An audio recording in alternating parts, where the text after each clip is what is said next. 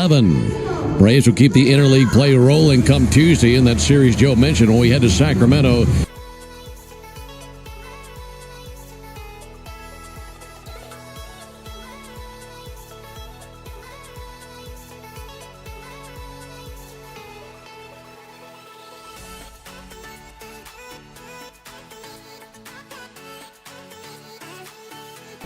Right-hander looking into his target, Sean Murphy. He looks to be ready. Final game of the series. And now for the ball game. The first pitch misses outside. Starting up at 11:36 Eastern and 10:36 Central. Yeah, good morning indeed. Jackson Holliday, one big hit in this series. That was an RBI single in the 7th inning yesterday. Sends one foul into the second deck along the third baseline. The time of the first pitch is brought to you by Schumann Farms. Look for Real Sweet Brand Vidalia onions from Schumann Farms in a store near you. All right, 1-1 on Jackson Holliday, the 21-year-old, hitting .251 on the season. Here's the pitch on the way from Holmes. That'll be sent foul. Over there by the Braves dugout. Hey, Ben, you got anything on the out-of-town scoreboard yet? Nothing yet. Okay. As soon as I hear something, I'll pass that along. Thank you. Yeah, everybody else won't get going for another hour and a half or so. 1-2 to Holliday. Lifted down the left field line, slicing towards foul ground. Riley, long way to go. Can't get there, lands on the chalk. And Holliday holds at first base. Coming up right behind Riley was Profar. Played the bounce, sent it in. And there's a little splash single down the left field line by Jackson Holliday. Boy, that was no man's land for sure. 3 guys, nobody could get there, and then it dropped fair. If there was a break, if you want to call it that Holliday didn't run. He was just barely trotting down the first baseline. Should have had a double. Guessing he thought it was going to go foul, but that was right on the chalk. So here's Ramon Laureano. Got a promotion in the order today. Takes a ball high. Laureano yesterday batting cleanup, batting second today. And then you go back to game 1, he was hitting 5th. So this is the 3rd different spot in their order that he's batted in this series. No score, top of the first. Grant Holmes set right at the belt. Pick off over to first base and back in standing Holliday. Folks, cash in on the baseball action with Prize Picks, the official daily fantasy sports partner of the Atlanta Braves. Download Prize Picks, use code BRAVES, get $50 instantly when you play $5. You must be present in certain states. Visit prizepicks.com for restrictions and details. 1-0 pitch, swung on, fouled back, got just a piece of that cutter. Braves taking the field in the home white uniforms. White tops, white pants, red lettering, red numerals outlined in navy. Braves across the chest on top of the red tomahawk. Give you the details on the visiting Orioles after the 1-1 pitch. Here it is from Holmes. Sent foul into the second deck down the first baseline. Orioles are wearing the traveling grays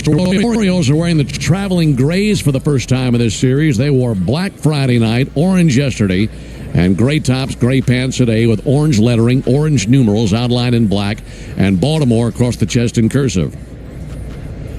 Ball and 2 strikes. Pitch on the way from Holmes. Missed a touch low with a curveball. You know what I've noticed about Laureano that I like, Ben, and I'm not sure it even occurred to me last year when he was wearing a Braves uniform, is how classic his stance is. Almost perfect, the way he holds the bat and stands at the plate. 2-2 pitch. That'll miss inside. You know what he looks like? What? He looks like those Little League trophies we used to get with the guy batting on the top of it. That's true. It's that exact stance. 3-2 on Laureano. Lead at first by Holliday. Pickoff over to first base. Close play, but he's back in there with a dive. And definitely keep an eye on him. Holliday 9 steals this year, but he's been caught 7 times. Still learning the ropes as a young man on the base paths. See if he takes off here. He does. 3-2, and there's a called third strike. Throw down to second base. That's a strike him out, throw him out, double play. They had him by a mile. And a big break for Holmes, striking out Laureano, looking and getting Holliday from me to you down at second base. Boy, and I tell you what, Holliday just kept edging off because he knew Holmes couldn't throw over to first base. He had an enormous lead, but he was thrown out by, like you said, by a mile. So a strike him out, throw him out, double play, and there's Gunnar Henderson. First pitch on the way to Henderson is in a little bit low. Missed with a curveball. Well, for Holmes, It's all about that fastball location and what he does with his cutter, because his secondary pitches, the slider and the curve, they're both very good. 1-0 to Henderson. Strike there on the outside corner. But how does he set those up with his cutter and fastball? That's been the mystery this season for Holmes. He's had a difficult time at times keeping the ball in the ballpark, but he can rack up a bunch of strikeouts.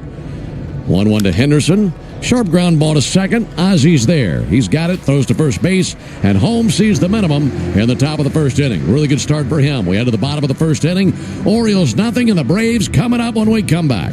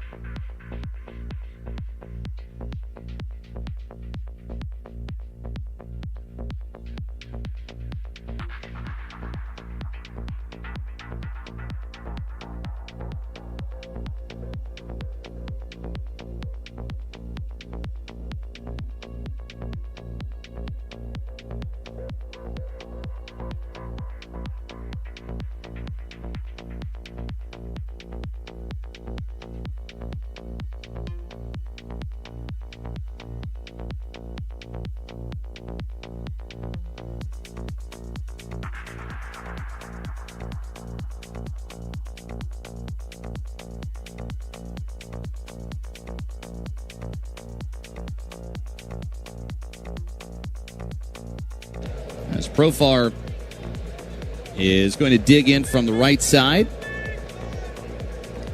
And here's the turn and the first pitch. And it's a strike. On a first pitch at 91, it's no balls and a strike. Jurickson Profar just got back from a PED suspension. He's got a couple homers since returning. 0-1 inside. And the count is 1 ball and 1 strike. For the year, he's 4 for 17, 2 homers, 3 driven in. Where he signed a 3-year, $42 million deal with Atlanta. He chops the 1-1 up the third base line, charging Arias. Fields throws on the move to first. Bang, bang, sing. Profar made the save sign as he crossed the bag, and Gabe Morales agrees with him. The Orioles will get on the horn, and they are not going to review it. It's an infield single for Profar to begin the bottom of the first inning. And he is serving as the leadoff hitter for Atlanta today. They do not.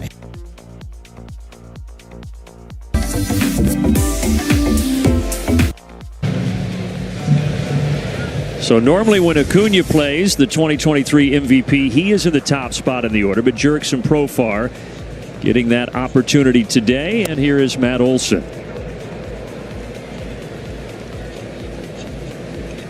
Matt recently had a 33-game on-base streak that ended Friday, but then he started a new streak yesterday. It was a triple short of the cycle. I think he kind of made up for it yesterday. 3 for 3 day, a homer, double, a single, couple RBIs, and on base all 5 times, too, with a couple of walks. I mentioned his defense, too. He's just having another great year for Atlanta. He is so smooth over there at first base, man. You talk about a guy that can affect the game on both sides of the ball. Defensively, it's off the charts. Of course, offensively, you see the numbers on the year. 17 long balls, 58 RBIs. Not much he can't do on a baseball field. And he's really found a home in the second spot in the order for Brian Snitker. And here's the homer from yesterday. It was a laser. We saw several lasers yesterday. Just a breaking ball by Dean Kramer. Boy, Dean Kramer knew it when he threw that one, and Olsen knew it when he touched it. That ball was headed toward the chop house.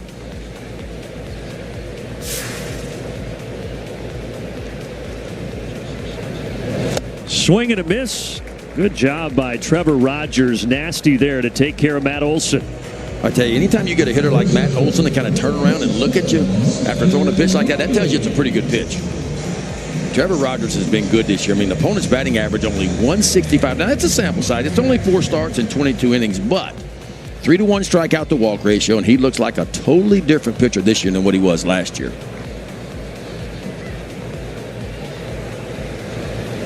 Austin Riley comes up swinging off the end of the bat out towards Cowser. 2 down.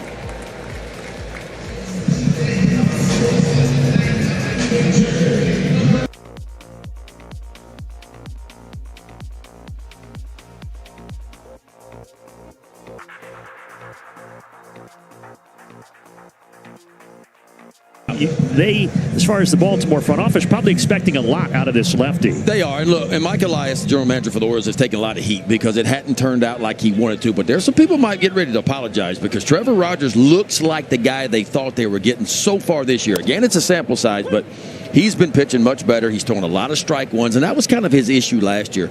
Didn't command the strike zone very well. Didn't throw a lot of strike ones. Didn't put hitters on the defense right away. So far this year, he's been able to pump strike one in there. The slider's been really good. The changeup's been good. Got a little sweeper as well. And he gets ahead of Sean Murphy. No balls and 2 strikes.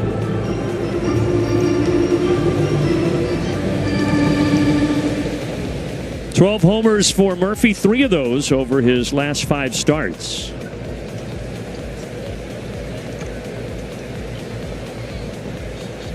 Swing and a miss. Good start for Trevor Rogers. On we go to the second, scoreless.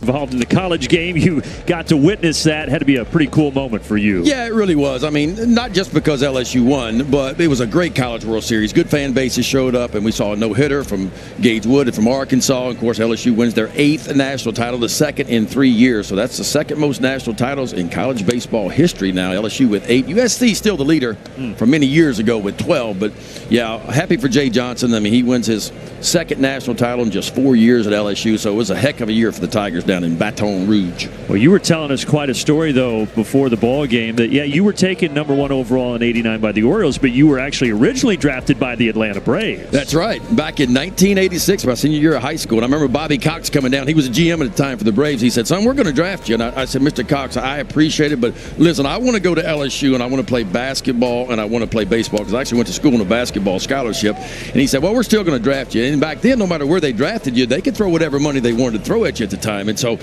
drafted in the 21st round, and the Braves got to like $80,000. And my dad was like, son, if they get to $100,000, which was first round money, he said, you're going to sign. I was like, but Dad, I don't want to play pro ball. I'm not ready to play pro ball yet, you know. And thank gosh the Braves stopped at $80,000. But I got invited when I got drafted to old Fulton County Stadium and got to come pitch in person for a lot of the brass here. And it was a good experience for me. First time I'd ever been in a big league ballpark, so it was a really, really cool experience. But I don't regret my college decision at all. I mean, you get to play at LSU and get to play on an Olympic team and do some pretty special things. It was fun. Yeah, I would say that things turned out okay for you, man. Yeah, it worked out fine, you know. and anytime you get a chance to be an Olympian, it's a really cool thing. And we got to do that in '88 and win the gold medal. And so that was really, really cool. But I certainly like the Braves organization, and it's one of my favorite organizations because as a kid growing up, man, we got Cablevision for the first time in 10th grade, and the only thing that we could get was WGN and WTBS. So I grew up a Braves fan and a Cubs fan.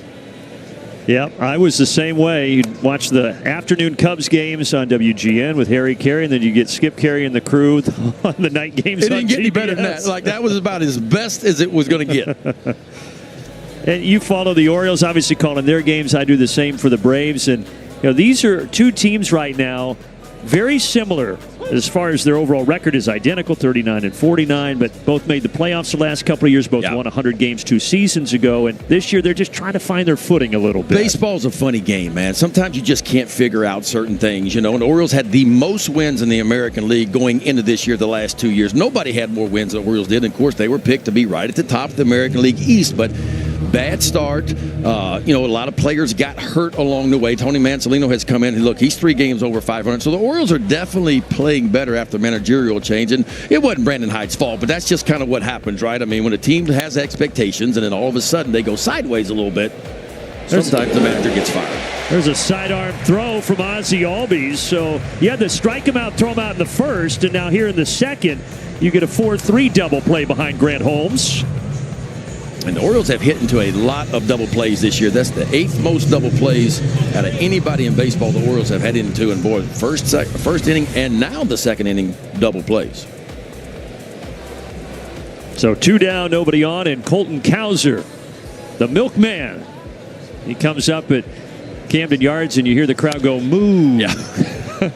Well, Colton bust on the scene a couple of years ago and had a lot of people felt like he could have won the Rookie of the Year last year. He finished second in the ballot. I think he hit 24 home runs, had a really good year. And I think it was the second or third game of the year this year. Slid head first into first base and ended up breaking his hand and missed a lot of time. But he is back. Jordan Westberg has recently come back as well. And, of course, not in the lineup today. But this offense, what I'm getting at, is starting to get healthy for the Orioles. We mentioned it earlier. I mean, their last, 19 games, a little over 5 runs per game, which is really, really good.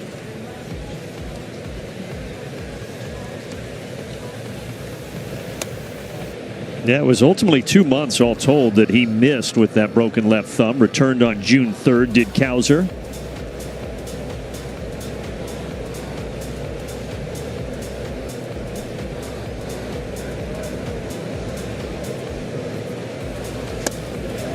A check down, but no, says the crew chief Doug Eddings. And as I mentioned, Grant Holmes, walk rate higher this year. And he's gotten a few 3-ball counts here early. Yeah, 45 walks coming in and 96 innings of work. So a little bit more than what Grant Holmes would want. Last year, you go back in 68 to third, man, he only walked 15. So the command was good last year, not so much this year. But because he can strike you out, he can overcome a few walks every now and then. With pitches like that, He actually has the most strikeouts in Major League Baseball going back over the last calendar month. 49 strikeouts over his last 31 2/3. He is a spinner of the breaking ball, man. His slider spins at 2,845 RPMs. To give you an idea, the average big league slider spins about 2,400 RPMs. Kind of give you an idea how good that breaking ball can be. But he does lose Cowser, so 1 on, 2 out, and now Cedric Mullins. Yeah, Cedric's had a pretty good series. 2 for 5, a homer, a couple of stolen bases, a couple of RBIs, that 2-run homer in game 1. And that homer in game 1 was with quite a few friends and family here. He is from Snellville, Georgia, went to high school 30 miles east of where we sit at Truist Park, so says it's always extra special to come back here to Atlanta. Check down, but Cowser back in safely. Yeah, you better not wander too far off that bag with Sean Murphy behind home plate. Gold Glover, All-Star. He showed you in the first inning what he can do. Yeah, the catching tandem of Murphy and Drake Baldwin, who's DHing today, has been excellent for Atlanta. That one gets away, though, and Cowser will get into scoring position. Yeah, no chance for Murphy on that one. That ball was spiked well out in front of home plate. He did all he could. Watch him kind of come up right here just to keep this ball. It actually hits him in the mask and shoots towards the first base dugout.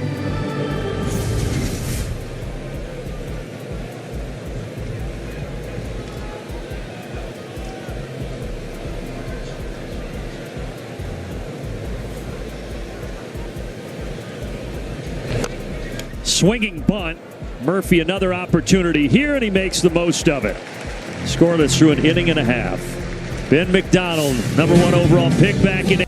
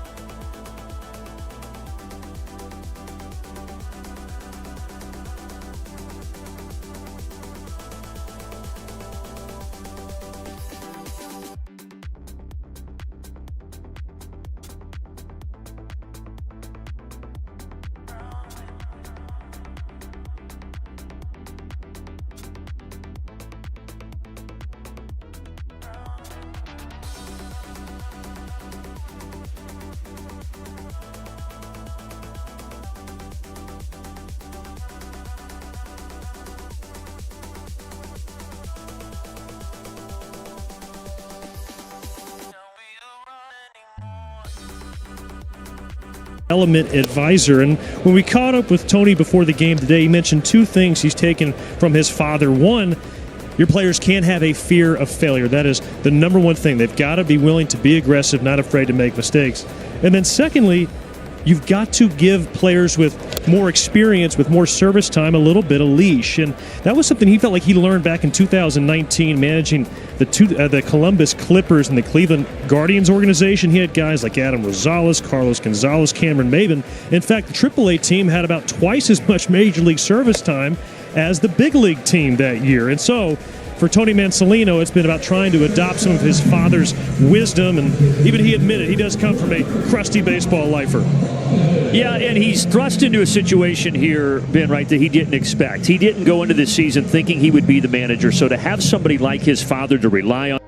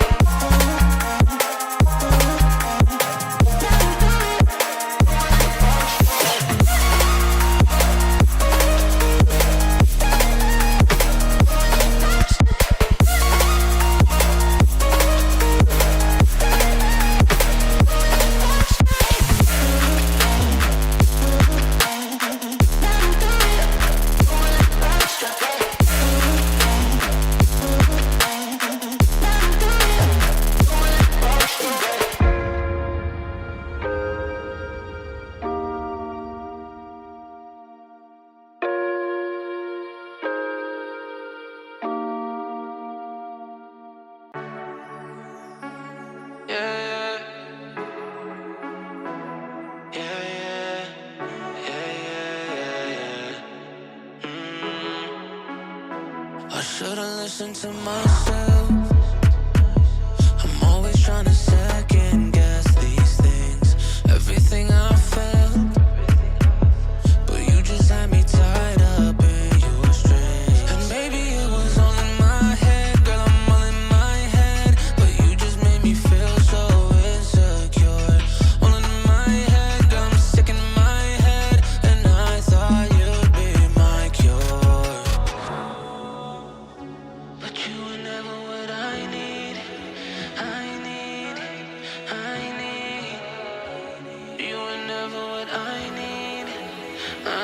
You was never all that bad. Could've swore that we would last. Lovers in the wintertime, sending chills down my spine. And all we do is run in circles. Yeah, we run in circles. And I can't let go. Yeah, I got all these demons, went through hell just to conceal them. Then I got so fucked up on your love. Now I'm over the feeling. Now I'm dealing with feeling something more than enough. And maybe it was all in my head, but you just made me feel so insecure. All in my head, sick in my head, and I thought you'd be mine. You were never what I need. But you were never what I need.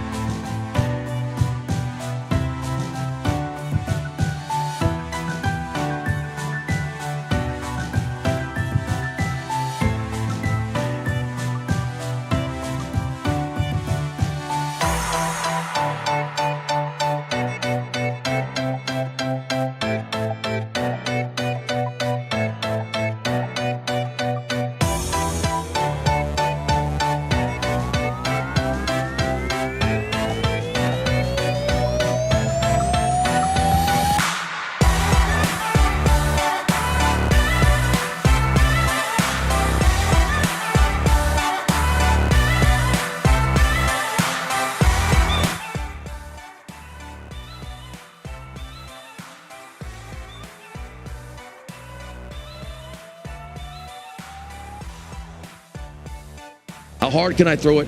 How can I spin it? How can I create these certain shapes? We're just out stuffing you now. And I think it's about maybe finding that middle ground. I agree. You know? And look, it's trickled down to the college game. I just spent a month in the college game, and it's the same way down there, man. We're chasing velo, we're chasing spins, we're chasing shapes because, again, we know that's what gets guys out. But what is the cost of it?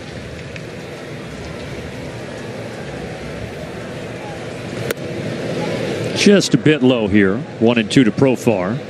You saw Drew French, by the way. He was next to Tony Mansolino. And Drew French spent 3 years here as the bullpen coach for the Braves before getting that job as a pitching coach last year for the Orioles. Ooh, that one almost hit Profar.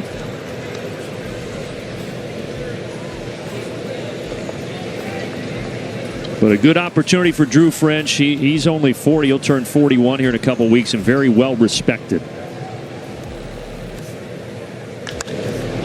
Profar gets underneath it. Cowser back a few steps. And Trevor Rogers is cruising on a Sunday here at Truist Park.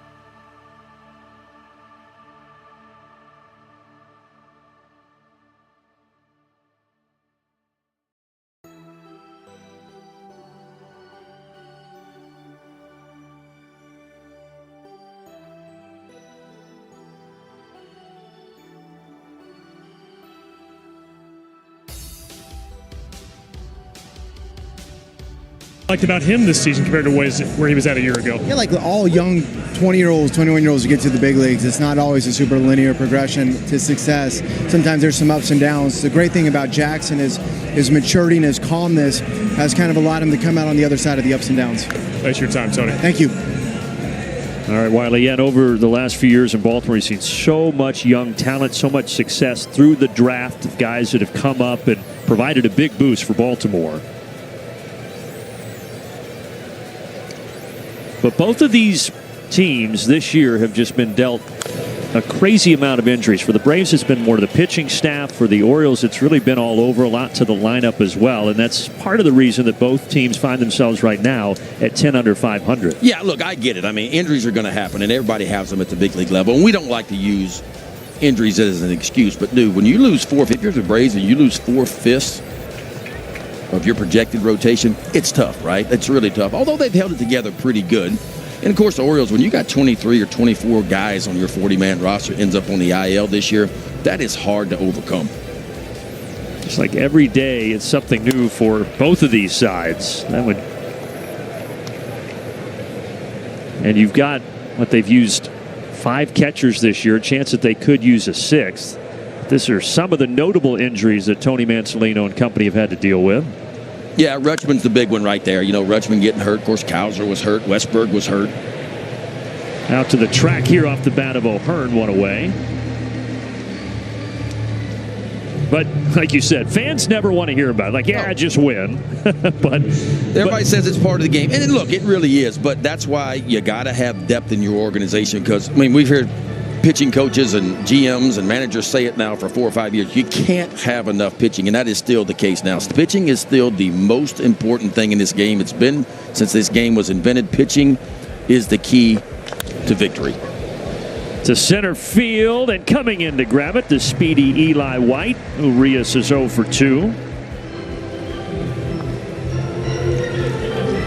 And the Braves expected Grant Holmes to be in the rotation, but now he's kind of a focal point of that rotation because of the injuries to Chris Sale, who won the Cy Young last year. Recently to Spencer Schwellenbach, who's so good in his second season. Spencer Strider back now, but he was injured. Reynaldo Lopez, A.J. Smith-Shawver. I mean, it just goes on and on for the injuries that the Braves rotation has had to endure.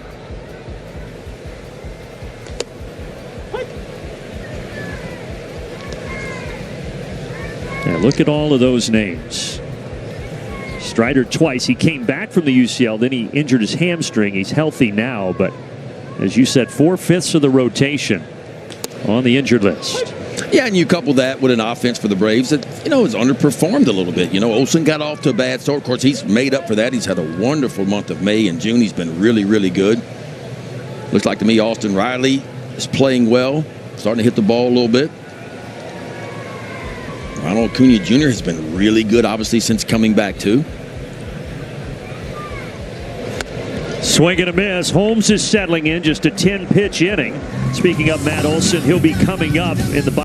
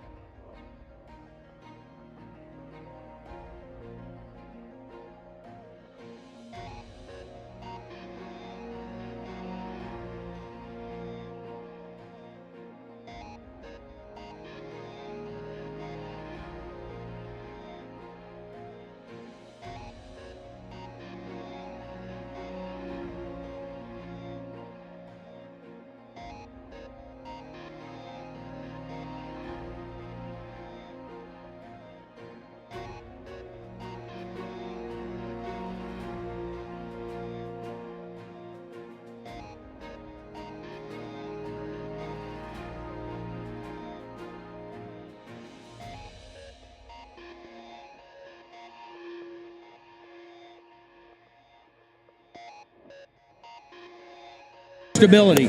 Tell me about your lineup today. Ronald Acuna Jr. getting a day off. You got both your catchers in there. What was some of the thinking behind that? Just, you know what, the early game, Ronald's played every inning since he's been back, and I just thought, you know what, we're going to get some fresh legs in there on the early game. Snit, thanks for your time. All right, thanks, Wiley. Yeah, when Ronald Acuna Jr. came back from that ACL injury, the thought was try to sneak him an off day here and there, but he started playing well, and he told Brian Snitker, I feel really good. I would like to be in the lineup, but to sneak him an off day here with the early start, Brian Snitker said that felt like a good idea. Yeah, I mean, look, afternoon game yesterday, 4 o'clock start, and a quick turnaround today, so it makes sense when 11:30 a.m. start. So that opened the opportunity for things to shuffle around, but this guy, Matt Olson, back in the second spot in the order, swing and a miss, 2-2.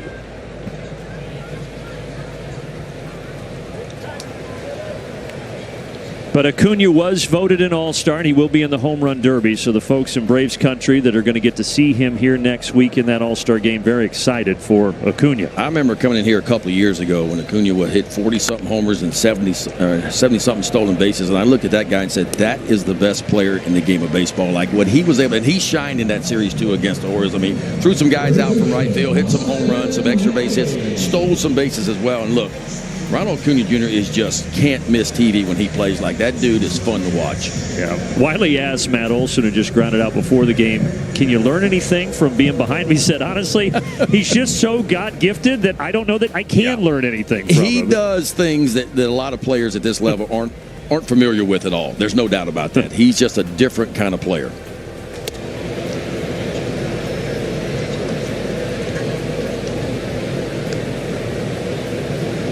Austin Riley with a flyout back in the first. He's 0 for 1 today. Trevor Rogers has really been in a groove so far, just giving up the one infield single. Yeah, Riley's been good, man. He is really coming on. 2 for 4 in game 1, 2 for 5 with a homer and 3 RBIs in game 2.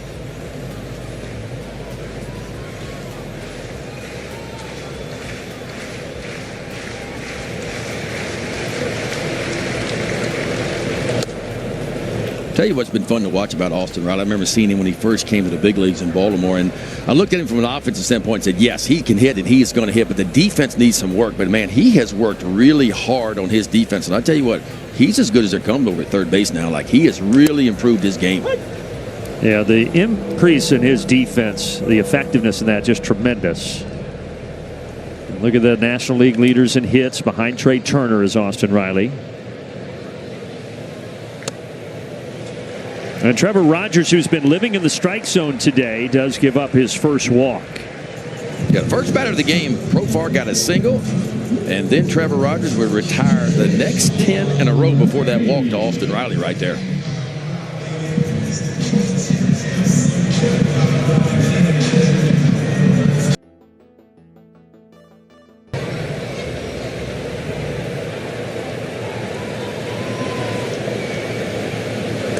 Trevor Rogers is probably happy to see the Braves in a different uniform. He had 9 starts against the Braves when he was in the NL East with Miami. The Marlins lost all 9 of those games. He was 0-7 with an over 5 ERA. Didn't get a lot of run support, but maybe he's happy to see the Braves in a Baltimore uniform today. But you don't forget about that. No matter what uniform you're in, you don't forget about that.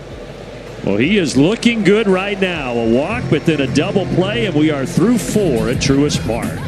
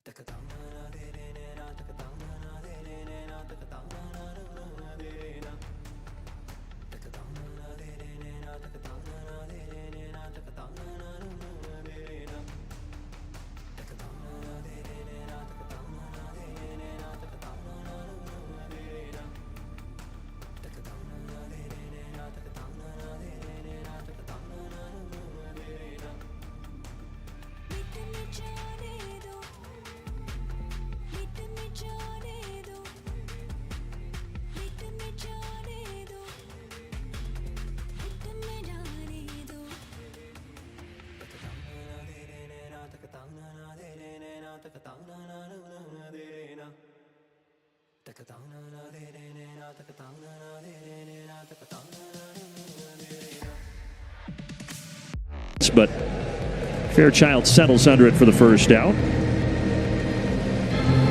But it's always special to have the All-Star game in the home park. So for the Braves, they're very excited and talked about Acuna getting the start out in right field. He'll be in the home run derby in that game as well. And all those festivities coming up next week.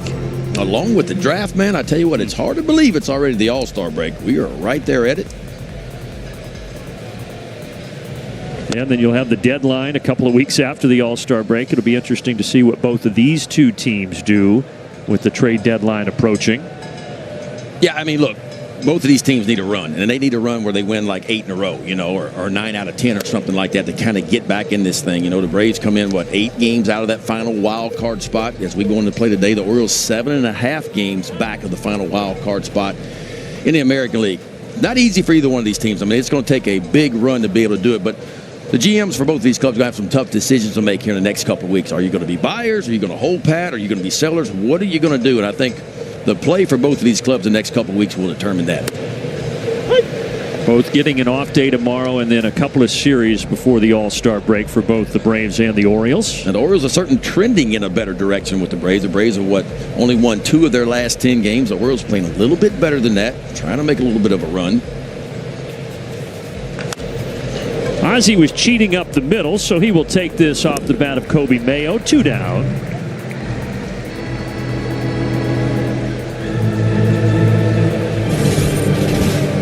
That's 6 in a row now for Grant Holmes. He's kind of sprayed it a little bit the first couple innings. Had 3 walks there in the first couple of innings, but since then, man, that's 5 in a row he's retired. Actually, 6 in a row he's retired. We've also had 4 double plays already in this game. 3 by Atlanta, 1 by Baltimore.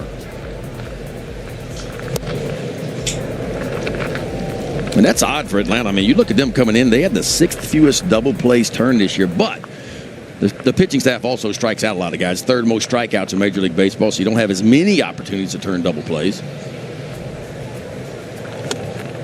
Coming into today, we mentioned that this guy Grant Holmes has been striking out a lot of guys. He's got 2 so far today. Yeah, came in 9th in the National League in strikeouts with 113 of those.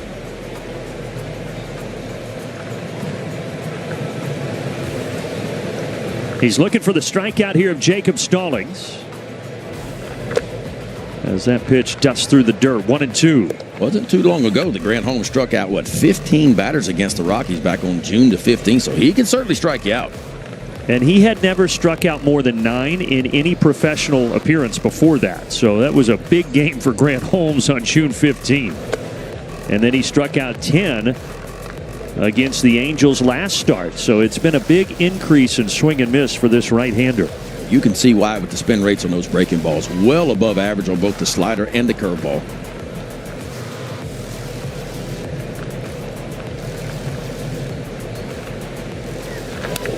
Stallings stays alive. Thrust into action here because of the injuries that they've had at catcher. The veteran who started the year in Colorado, they released him, and then the Orioles went and picked up Stallings. Yeah, what a big base hit he had yesterday in extra innings, right? First base hit as an Oriole was a 2 RBI double in extra innings. Helped get him that 9-6 win. And now they go for the sweep today.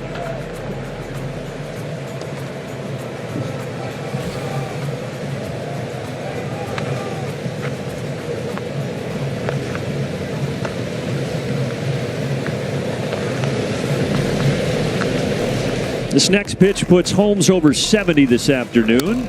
And Stallings still battling.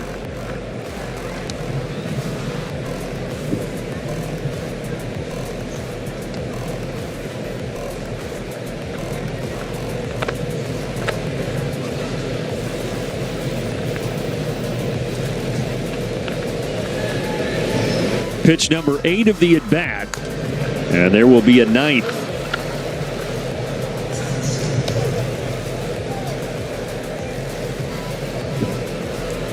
Well, Stallings has been a glove-first catcher in his career. Won a Gold Glove back in 21 with the Pirates.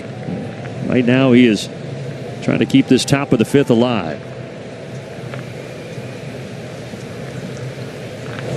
He cannot, though. Ultimately, Holmes wins the battle, gets his 3rd strikeout of the ball game. And a 1-2-3, top of the 5th.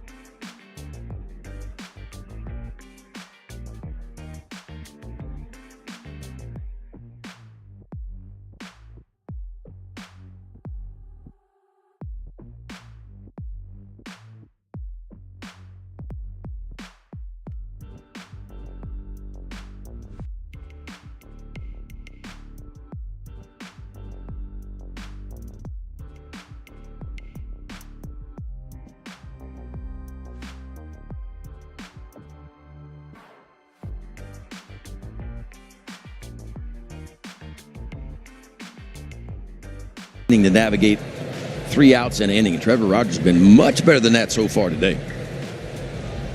Helped out there in the 4th inning, a double play off the bat of Sean Murphy. And now here's Ozzie Albies.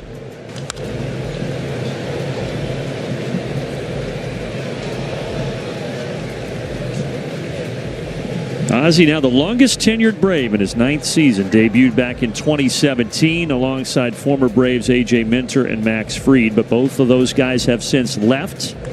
And Ozzie's the longest man standing. But he's not standing anymore. He's back to the dugout as he grounds to 3rd. Ramon Urias, former Gold Glover, with a really nice play right there to the backhand side. Had some clean defense in this series. Some really good defense. Orioles made 1 error yesterday. That was catcher's interference by Gary Sanchez, and that's the only error in this 3-game series so far by either one of these clubs. And both pitchers have really dominated today. That pitch that Holiday hit out, that was impressive. Both Rogers and Holmes have pitched pretty well here. Yeah, anytime you can fool a hitter and get him that far out in front, you feel like you've done your job as a pitcher. But Jackson Holiday was just a little bit better on that pitch right there. Kind of took the top hand off the bat and let that bottom hand stay through the zone and just powered it out. And that's the difference in the ball game right now. And just 1 hit for Atlanta, that infield single that Profar had back in the 1st. The majority of these runs for both of these teams have been scored by the home run in this 3-game series.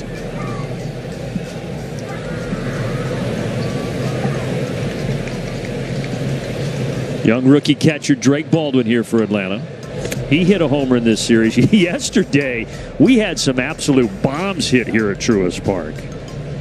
Weren't many wall scrapers yesterday. The ones that were hit were absolutely touched. Of course, this is the time of year, as you mentioned earlier, the ball begins to jump. Weather heats up, and that ball begins to fly out of the ballpark, and it was flying yesterday. Yeah, what Westberg's yesterday for Baltimore went 461. 460-something straight away center. Landed in the water. I didn't even know they had water out there, but I saw water splash when it landed. Felt like we were in Kansas City there for a second in the fountain. They call it Chattahoochee Falls out there in center field. Baldwin with a walk. And on a hot day, baseball's probably happy to take a splash out there. Yeah, this is the homer for Westberg yesterday. Yeah.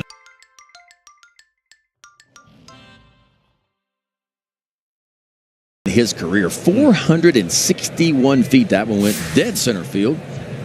Brought to you by StatCast 3D, powered by Google Cloud. And Tyler O'Neill, who you saw a moment ago, he hit one almost 450 yesterday for Baltimore, so they were flying out of here.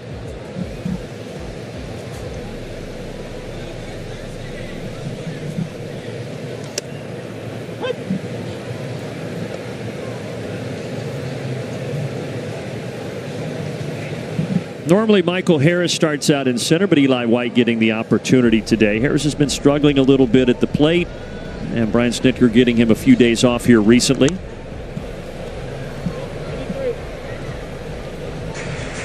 Trevor Rogers has been good so far. It's been more the same. Now, the velo for me is a little bit down than what we've seen the last 4 starts, but the command is still good. He's throwing the fastball up when he wants to. He's got a little analytics behind that fastball. It's got some carry through the zone, a little hop to it, so he wants to be up with that fastball a lot. And the breaking ball's been good, and we've seen some good changeups too. Ooh, looked like that might have been a strike, but he doesn't get the call from Eric Backus.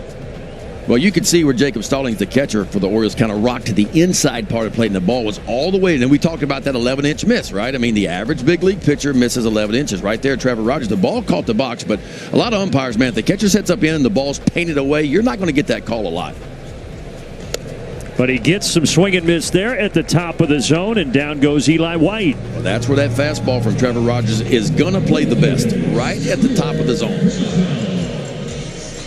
High spin rate, what does that mean? That means the ball just kind of stays on plane a little bit longer. It kind of all makes sense back in my time. Hitters used to come back to the dugout and go, man, the ball looks like it's rising, like it's jumping. We didn't know anything about spin rates and all that kind of stuff then. But that was a talk from hitters. I used to listen to them when they'd come back and they'd face certain guys. It's like the ball is exploding at home plate. Well, now it kind of makes sense because we have the analytical data to kind of back it up now. And the Braves have one of the best at that in Spencer Strider with his extension, how that fastball lives at the top of the zone. Quadzilla. Yeah. And he is so much fun to watch. I mean, an undersized pitcher in height at 6 foot tall, but you mentioned 7 feet of extension. The average big league pitcher lets the ball go 6 feet 4 inches from the rubber towards home plate. Strider is at 7 feet. So you combine that with 96, 97, that ball's playing much better than that because of his extension towards home plate. He is fun to watch, man.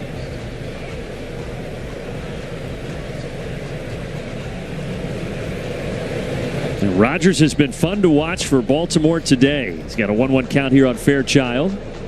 This is outside.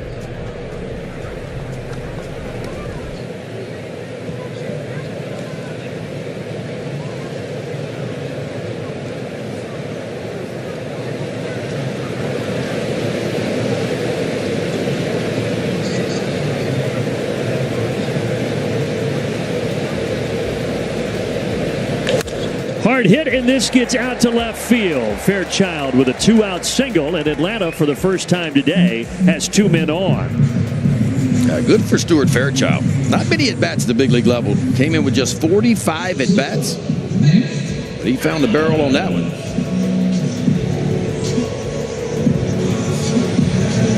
And the Braves with their first runner in scoring position. That's kind of been the thing for the Braves lately, is not hitting with runners in scoring position. Been a little bit slow in this series, been a little bit slow lately.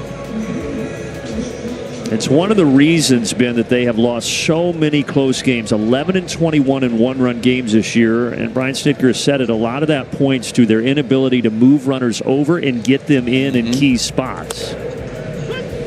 Yeah, that's one of the stats that not a lot of people talk about, but it's one of my favorite stats, is how do you hit with runners in scoring position? The flip side of that as a pitcher, too, is how do you perform in the big moments as a pitcher. Like when you get yourself in trouble, like Trevor Rogers got a runner in scoring position, what do your numbers do when the lights get the brightest and the stage gets the biggest? And Trevor Rogers, the opponent's batting average, just 165 coming in on the year. But with runners in scoring position, they're hitting 286 off of him. So that's over 100 points better for the opponent when runners are in scoring position.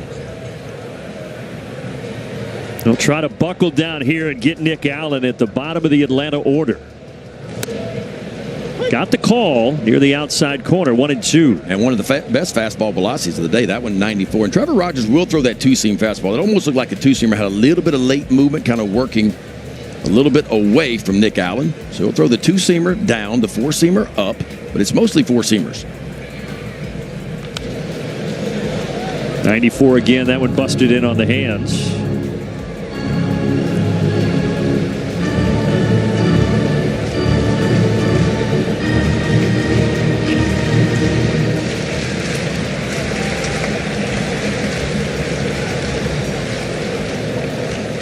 Brave shortstop grounded out too short in the third, 0 for 1. And he fouls this back and out of play.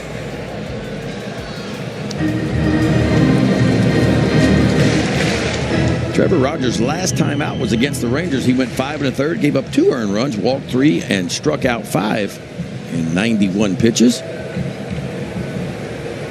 He's got 4 strikeouts today, hoping for a 5th here to get through the 5th.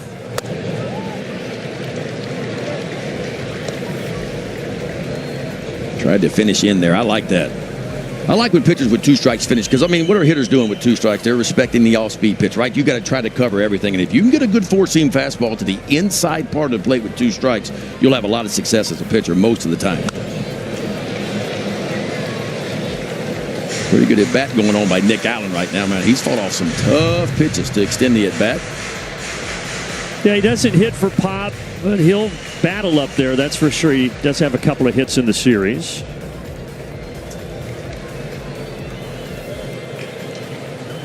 We saw the pitch by pitch. This is the 8th pitch of the at-bat.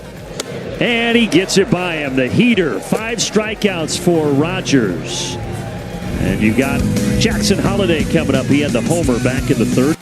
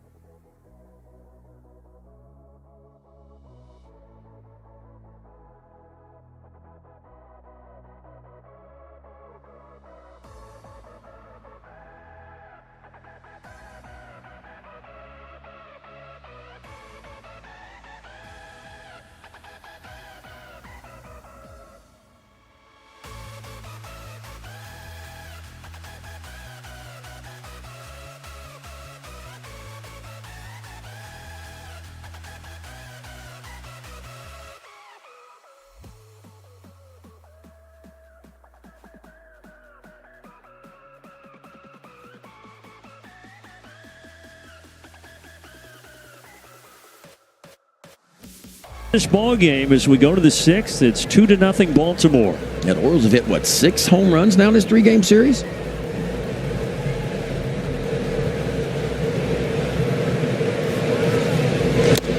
And Holiday, we talked about the All-Star game being here. He finished second among second basemen in the American League in All-Star voting behind Gleyber Torres of Detroit. Now the full All-Star rosters will be revealed a little later on tonight. Takes a strike right down the middle there. Yeah, I mean, there's a chance that Jackson Holiday could be an All-Star. That would be something at 21 years old, I'd say. Especially after the way his season started off as a 20-year-old last year. But, man, he changed some things he needed to, and that's what the big league level is about, right? Making adjustments. And you'll see now there's a toe tap. Like, he came up last year, and you don't blame the kid. I mean, that's how his dad, who had a wonderful big league career, had that big high leg kick, man. But with the velocities that are being created now at the big league level, you don't see many guys with a big high leg kick. Watch this, a little bit toe tap. Gets the foot down quickly. See, it's toe tap, and he's in a hitting position. So that's what the difference is for Jackson. 1, it's the experience. 2nd time in the big leagues. 2, it's about he's made some adjustments. The hands are a little bit better spot. He gets a foot down a little bit earlier, and because he gets the foot down earlier, it puts himself in a little bit better hitting position to let that ball travel, let it get a little bit deeper, then throw the head at it. What a luxury to be able to pick up the phone and call Matt Holliday for some hitting advice. Can you imagine? I'd like to know how many pitches Matt Holliday has thrown to both Jackson and Ethan Holliday over the years, man. And he's still around, as you said, and ready to lend advice to his sons whenever they need it. Well, I mean, obviously, nobody knows your swing better than what your dad does, right? I mean, Matt Holliday taught Jackson how to hit, and so I'm sure Jackson is always bumping stuff off his dad, Matt, and why not? And that one is going to eke out into center field. Another hit for Jackson Holiday. He's 3 for 3. Well, take a look at his toe tap, man, and what he does and how he's made some adjustments. Big high leg kick last year. Just gently picks up that front side, a little tap with the toe, gets it down, and it just puts him in a lot better hitting position. If you look at Jackson Holiday's spray chart this year, he's hitting a lot more balls up the middle into the back side of the field because he is in a better hitting position now. And baseball is all that Holliday has known. He's been in Major League Baseball clubhouses since he was a toddler. He was born just 4 months before his father, Matt, made his big league debut. And Matt has shared stories of Jackson carrying around a little wiffle ball bat. He's 3 years old, dragging it around the clubhouse in Colorado. And this is the life that he's known since he was born. That's all he knows. And if you'll talk to me, tell him, this is what I was built to do. I was built to play the game of baseball. That's all I ever wanted to do as a kid, was be a big league ball player, man. And he's living out a dream now. And I'm telling you what, at 21 years old, he is going to play this game for a while. And where's that number 7 that his dad wore 8 of his 15 big league seasons? Now, the interesting thing, that if you talk to Jackson, he'll tell you, but my brother Ethan, who we talked about earlier, could be the first pick in the draft this year. He's better than I am when I was his age. He is better than me. And Ethan's built a little bit more like his dad, a little bit bigger than Jackson is, a little bit more pop.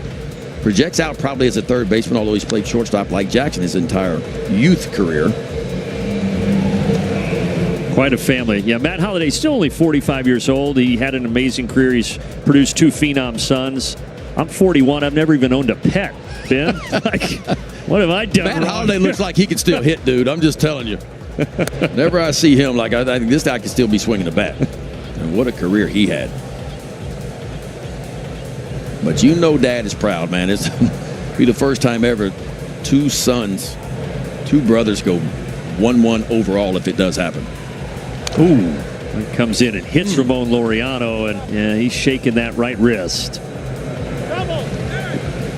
Did he call it a foul ball? I think he did.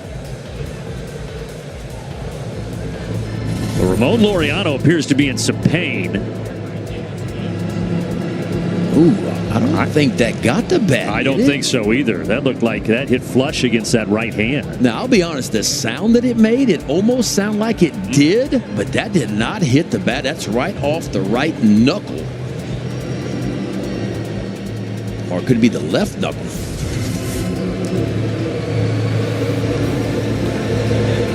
They'll do some tests on Ramon Laureano. Let's listen in. You hear that? It almost sounded like the bat, but that was bone, dude. You can hear the foul ball call.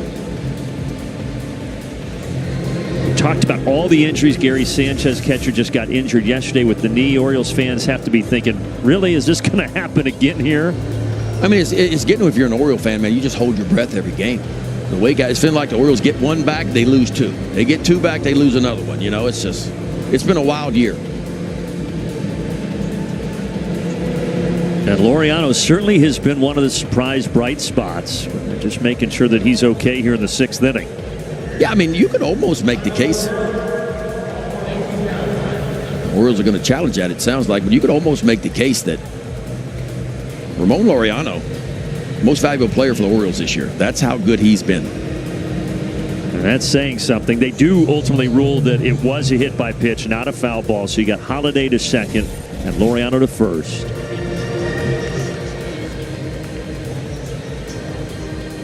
They looked right on that pinky, Ben. That could not have felt good.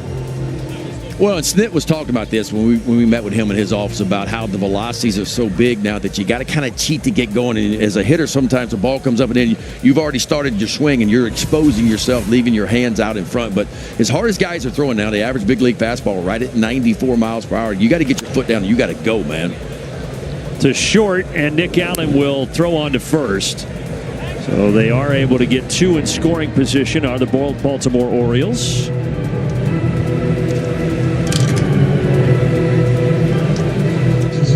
Yeah, productive at bat, man. First and second.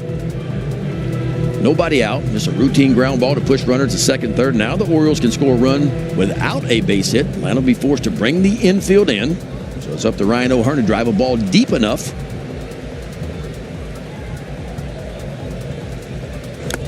And O'Hearn, as we mentioned, will be the All-Star DH for the American League here next week in his 3rd year with the O's after 5 with the Royals. So many good stories in the game of baseball. I mean, everybody's got a story, right? But Ryan O'Hearn, I mean, he was pretty much given up on by the Kansas City Royals about 3 or 4 years ago and came to Baltimore and kind of resurrected his career in a lot of ways. And like we talked about, close to being an All-Star last year, and he is going to be a starter at the All-Star game this year. So good for Ryan O'Hearn. And just a couple weeks shy of his 32nd birthday.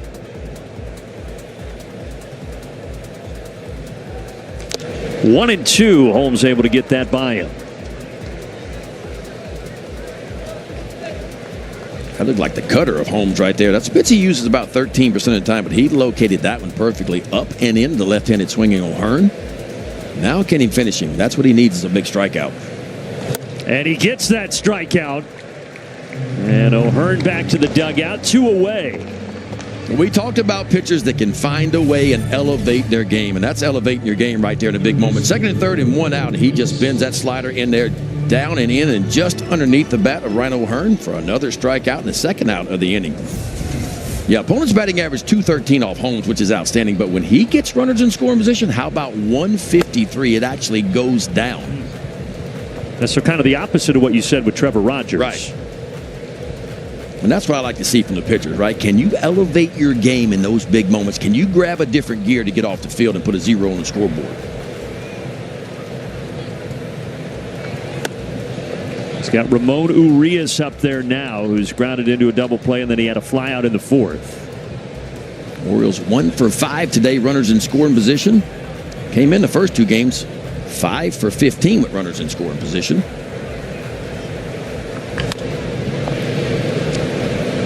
You saw those numbers. Holmes has been significantly better here at Truist Park versus when he has pitched on the road.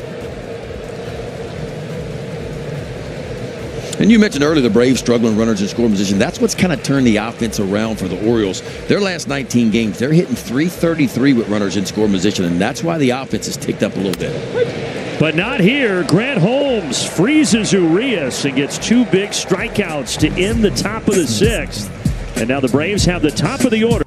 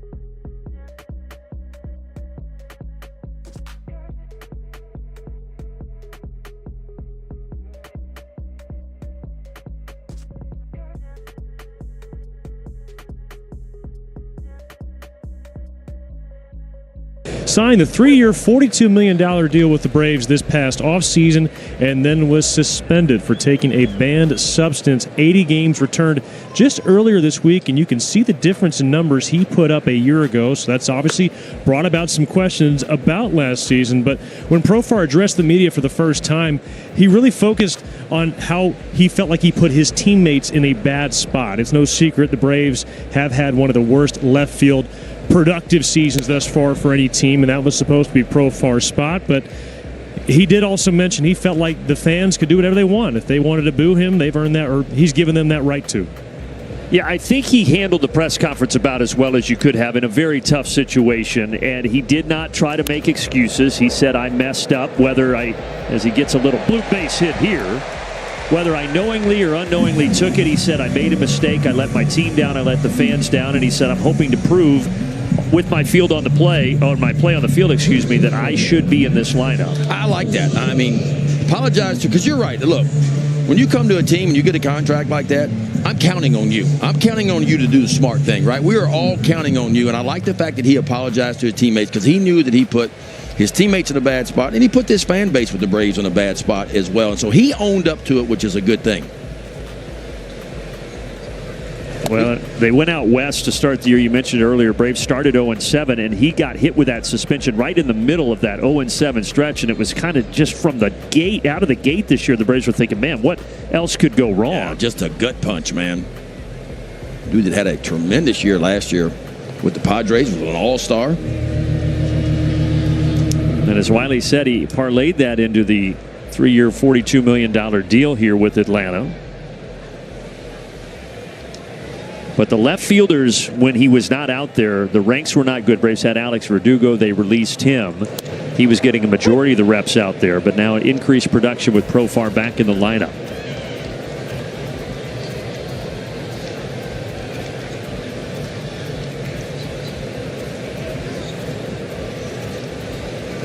They haven't had any issues in first base production, thanks to this guy, Matt Olson, as he's out in front.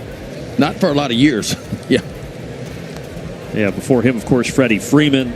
So iconic over there at first base, part of the 21 World Series title team for Atlanta.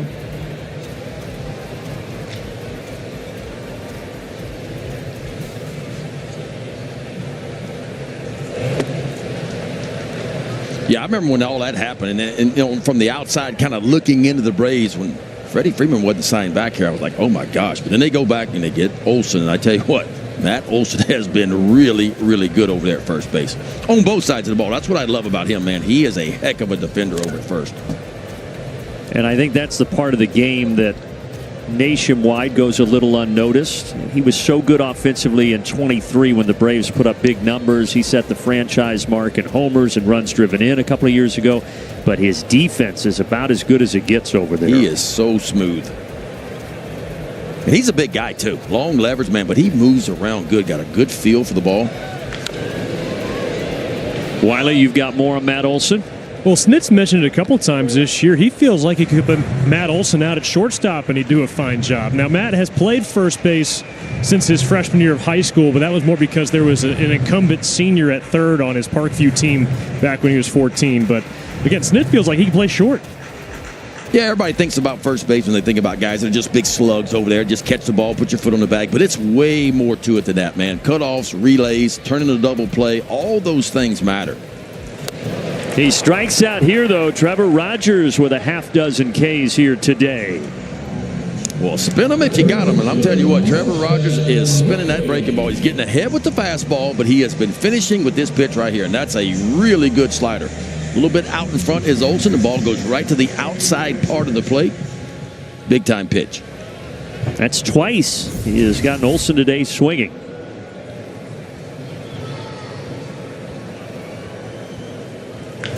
Riley hits it hard, but it's right at Urias. It's a 5-4-3 double play. We've had 5 double plays in this ball game, and it's 2-0 through 6.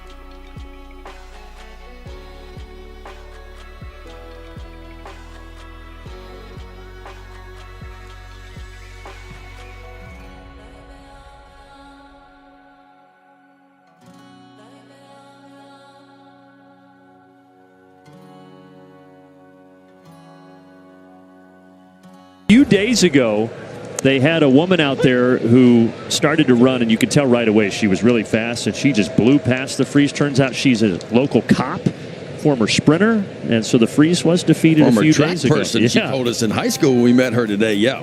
Yeah, she surprised everybody. All right, so Grant Holmes goes 6 for Atlanta, and now it's on to the lefty Dylan Lee in the bullpen. Yeah, I thought Grant Holmes was solid. Another quality start for him. Make it, 11 consecutive starts now for Grant Holmes. 3 earned runs or less. He has been really, really good. And we talked about this earlier. He had to give some length today, and he did. Got 6 innings because of bullpen day yesterday for the Braves. They used 7 pitchers out of that bullpen.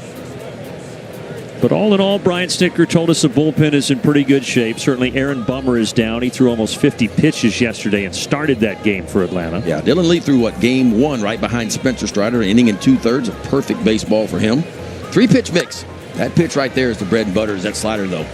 Heavy on the slider. That's what he gets most of his strikeouts with. Opponents hitting less than 100 on that slider of his. So it's a slider, 4-seam fastball, and occasional changeup about 10% of the time. But it's fastball, slider, heavy.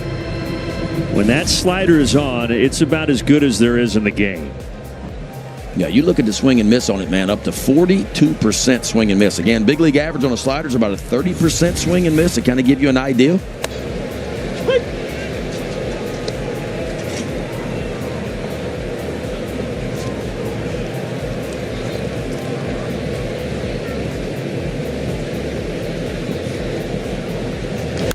Mullins reaches for it, slaps it in the air. Foul ground for Riley, and not enough room.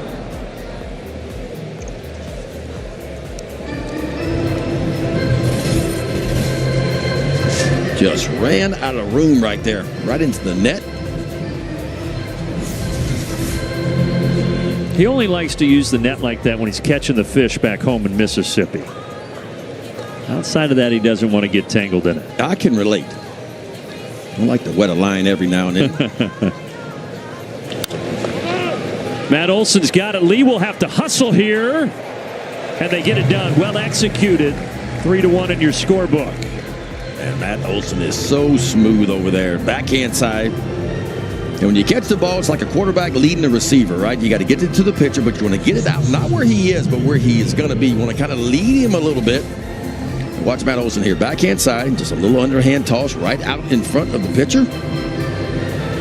Dylan Lee covering first base. Well done. You do that about 1,000 times in spring training for 6 weeks because you want to get the hang of it. Yeah, Ben C.J. Nitkowski, of course, Braves analyst, former pitcher. He says it a lot with Matt Olson, how impressed he is with how he leads the pitchers to the bag. Because, and you know, as a former pitcher, he says that toss sometimes is not easy, but Matt makes it look easy for his pitchers. For me as a pitcher, I need the ball to be out in front of me. I want to go get it out in front of me. When I got it running wide open and I'm trying to collect the ball and step on the bag at the same time, and the ball's a little bit behind me, that makes it a lot more difficult. Simple top of the 7th for Dylan Lee. He sets them down in order. 1, 2, 3.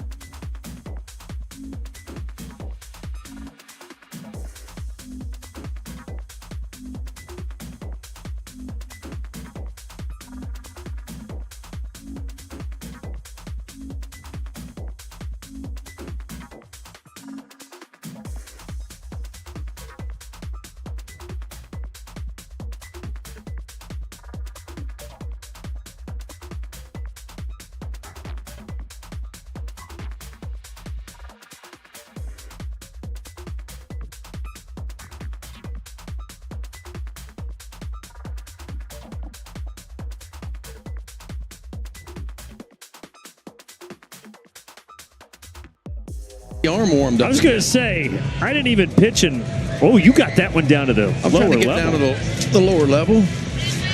Heads up. Let's give the kiddos some out here.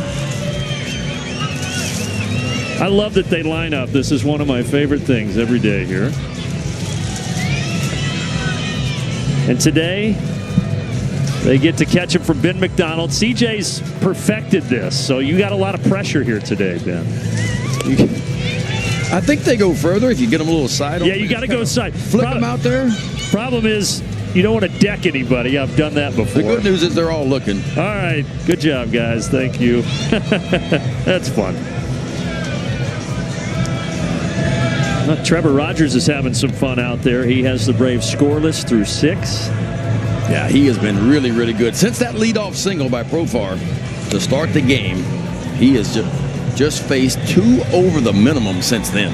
That's how good he has been. 6 innings of work, 3 hits, struck out 6, only walked 2 to this point. And a lot of strike ones, man. He's put hitters on defense right away with that fastball. He's used it in the upper part of the strike zone. He's bent that little slider his in there as well. And the changeup's been a piece for him too today as well. Doing it on a hot day. Wiley, how you doing down there? You staying cool? I'm doing all right. You know, I picked this up from down to the Truist Club, a little mobile fan here. I get some water spray. This is you got to close your eyes when you spray it, but well, we got to see it after this pitch. All right, show the people what you're talking about. All right, so here we go. All right, and then let me see the mystery. There we go. It's terrific. Watch your eyes. Yeah, you got to close your eyes before you spray it. That's on the label here on the back. Got a mister and an eye washer all at the same thing. Sean Murphy out to the right center gap, and that one is gone. Or no, it's not. Looked like it got out of here. They're going to say it's a double, at least for now, for Sean Murphy. We'll get another look at this. I think they may go take a peek. That ball was absolutely touched right there by Sean Murphy to the backside of the field. Where does it hit? No, that's right off the top of the wall. I mean, right on the corner of the wall. This is a true chief review of a potential home run that was called in play.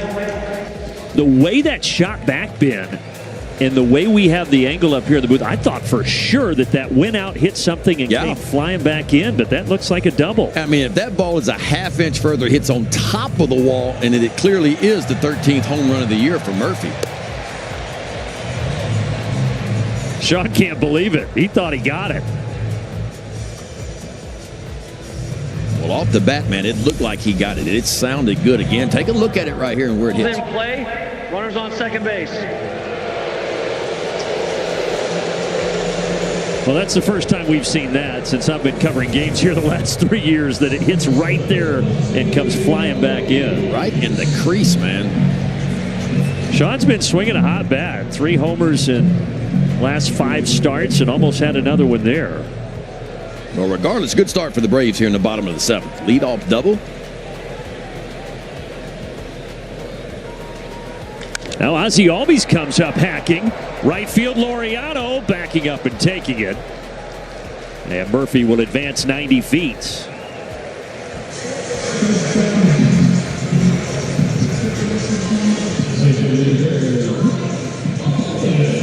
See how the Orioles are going to play this one now. They're going to push the infield back and concede the run up 2-0, or will they push the infield in? Looks like they're going to go back to normal depth.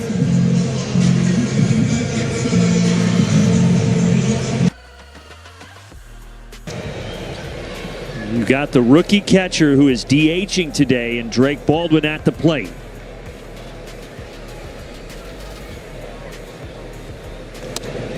Again, normally it's Marcell Ozuna who DHs, but Brian Snitker giving him a day off, letting Baldwin get the at-bats from this spot. And if you're Drake Baldwin here, you see the infield back. Yes, you would like to get a base hit, but at a minimum here, he has got to create a ground ball anywhere in the infield, especially up the middle. Will plate the first run of the game for the Braves. He did not like that call from Eric Backus. Boy, Trevor Rogers has himself in a spot here now.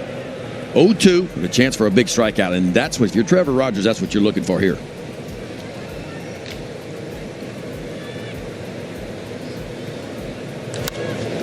Baldwin fouls it off. Got a fastball. Yeah, I'm not sure exactly. That's where Trevor Rogers wanted that fastball. That was pretty much middle. But that's the difference, right? When you're ahead in the count, you'll get away with a few more mistakes. If that would have been a 2-0 pitch, probably gets barreled up. But because Drake Baldwin respecting that little slider, a little bit late on that fastball. You saw those home run numbers for rookies. It's been such a great year for Baldwin. He was the National League Rookie of the Month in May. Yeah, I like Baldwin, man. I've only seen him now for 3 games this year, but I tell you what, he is impressive. Behind the plate, he's a good receiver, calls a good game, and really stands out at the plate. But he pops this up in foul ground. Stallings makes the catch, and that is a huge second out for Trevor Rogers. Huge is right. Got ahead 0-2, expanded the zone just a little bit, some weak contact, never left the infield.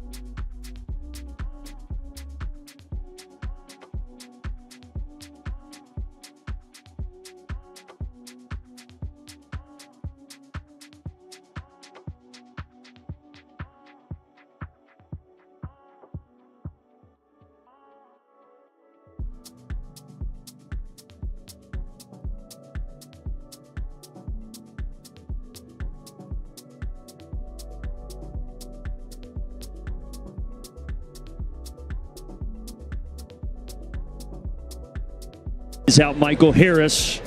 Will pinch hit here from the left side. Normally the Braves starting center fielder, and he takes a strike on the corner. And York Yankees, an all-star for the Orioles a couple of years ago. Kind of fell out of favor, was sent down not too long ago. Recently recalled, got the save yesterday in the extra inning ball game. And right now he's trying to keep this 2-0. Good start. He gets ahead of Harris here. Remember, Murphy is still down at third base. Well, that's kind of the bread and butter for Yennier Cano right there, is that power sinking fastball. It'll tick up in the upper 90s from time to time. It'll sit right at 95 and has a good changeup behind it.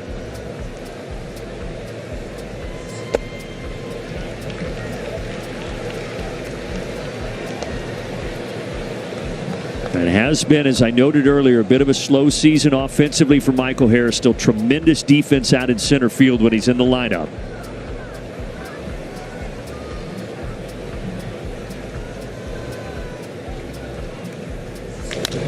Bouncer to short. Henderson has it.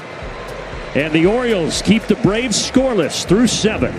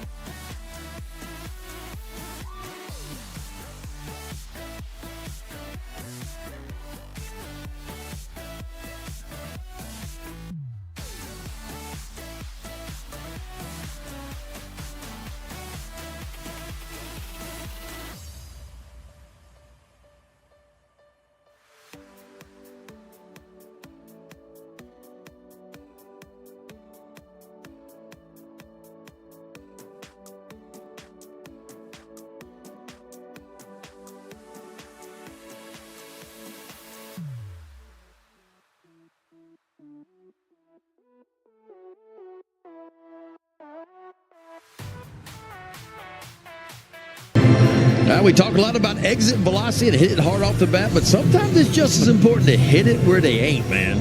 Just a little. Just kind of flanked it out in right field. See the right fielder Fairchild doing all he can do to get to that one, but good start for the Orioles here in the top of the 8th. Leadoff singles. They're up 2-0 as we go into the top of the 8th. Can we still call those Texas leaguers, Ben? Yes, sir. Okay. I don't know if the youngsters know that term anymore. True. Holiday has had a great game, 3 for 3. The big blow was a 2-run homer in the 3rd, and that is still the difference in the ball game. And now Jackson Holiday is 4 for 4. He's going to get a double here, and the runners are at 2nd and 3rd. Jackson Holiday put on the show today, folks. Came in hitting .251. Those numbers have gone up big time. It is 11th home run. So make it 2 singles, a homer, and now a double. And Jackson Holiday just a triple away from the cycle. A little toe tap, get that foot down, get that body in a hitting position. That's a ball on the outside part of the plate. And normally he has a little bit tougher time with that one because he likes the ball kind of middle to middle in, but a really nice job of staying on it and through it and kind of shoves it out in left field for a double. Now the Braves have to bring that infield in. And Laureano is the batter. Well, that is the pitch for Pierce Johnson right there. He'll throw that curveball right about 70% of the time. Then a four-seam fastball behind it, an occasional cutter. Fastball's good velocity-wise. Average right about 95. Yeah, it's an incredible curveball, and he came over at the 23 deadline. And last year was his first full season in Atlanta for Pierce Johnson, and now his 2nd full year here. Yeah, I mean, he spins that curveball 2,900 RPMs. Big league average on the curveball about 2,600 to kind of give you an idea. What does that mean? Well, it's a tighter spin, so typically has a little bit later and more severe break.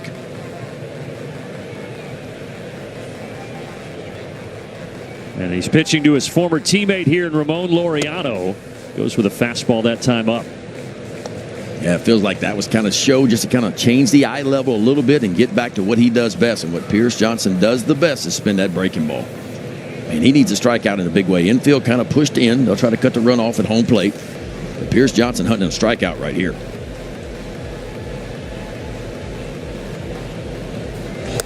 And he got it. He went with that fastball. What a location there. And he freezes Laureano. Well, you can't throw one any better than that right there, folks.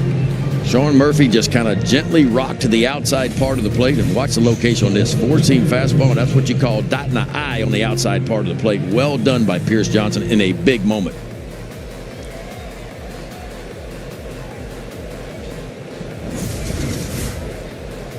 Now Gunnar Henderson. Back to the curveball, misses it low.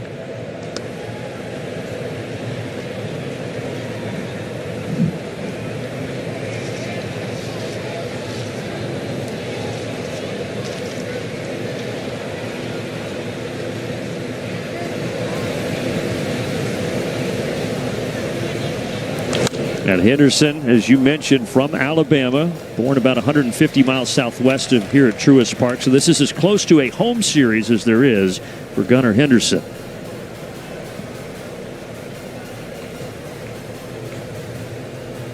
Second round pick out of high school in Alabama back in 2019 for Baltimore. And he's got a chance to add on to the lead here. Whoa, that one way up.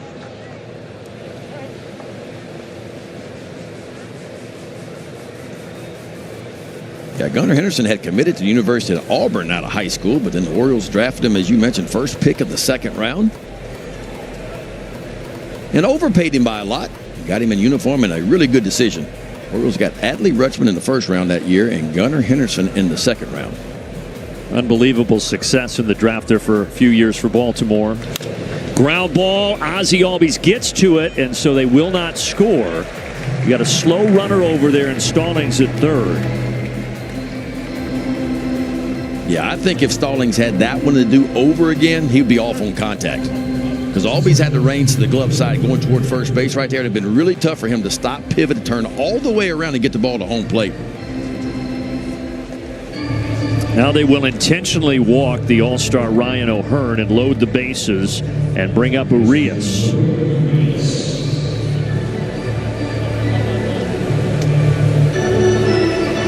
Well, Well, this would be absolutely huge for the Braves right here to put a 0 on the scoreboard. You had second and third and nobody out. And a chance to get off the field now.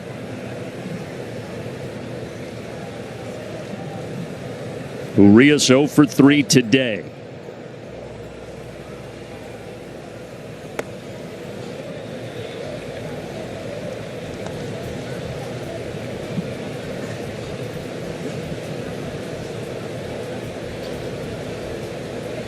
Both of these clubs looking for their 40th win of the season with 1 week till the All-Star break. That one in the dirt. Johnson falling behind here 2-0.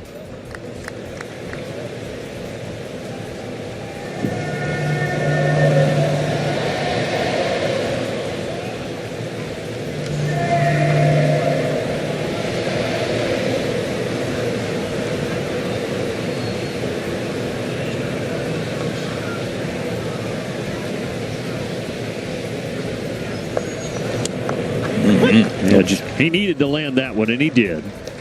Not giving in, even with the bases loaded. 2-0 count. Little front door breaking ball to get back in the count.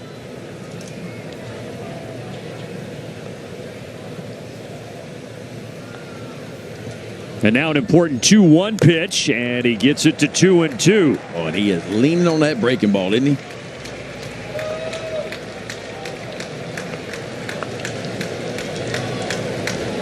That is his go-to. All 4 pitches against Urias so far have been the curveball.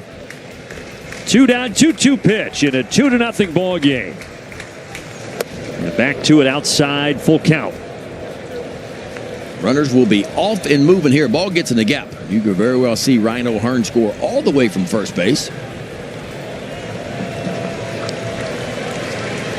Both teams some struggles today with runners in scoring position. It's been about the pitchers so far. Slowly to the left side, Riley. High throw, no problem for Matt Olson. The Orioles leave them loaded. Still 2-0.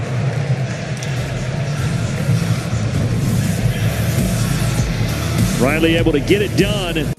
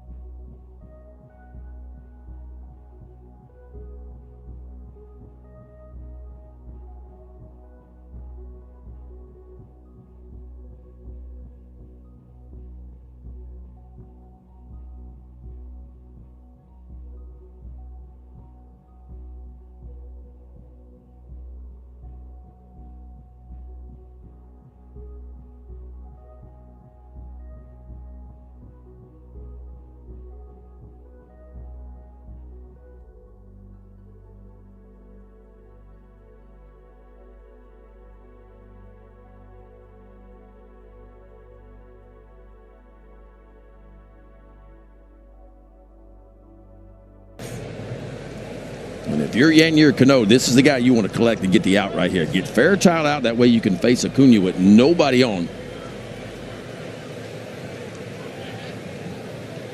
Braves also still have Marcelo Zuna over there on the bench, their normal DH who was not in the lineup today. That's also an option.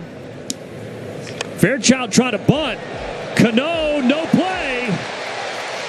And Acuna will represent the potential tying run. I'm not sure you could have stood at home plate and rolled this ball down the line any better than that. Stuart Fairchild just a perfect bunt. The only chance Cano had was to come in and barehand that ball and throw across his body. He couldn't come up with it. And a good start for the Braves here in the bottom of the 8th. And here is the fan favorite, Ronald Acuna Jr. Didn't make his season debut this year till May 23rd.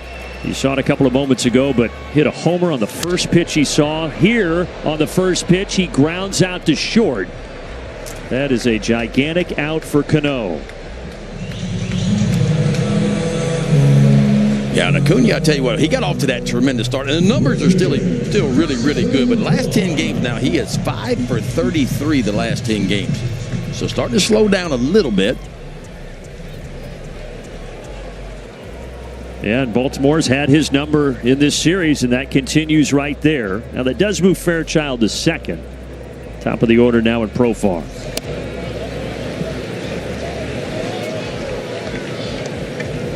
Profar's had himself a nice day. 2 base hits, 2 for 3, a couple of singles. See the OPS at 706. Average big league hitter OPS right now right at 711. Well, he took a home run hack right there.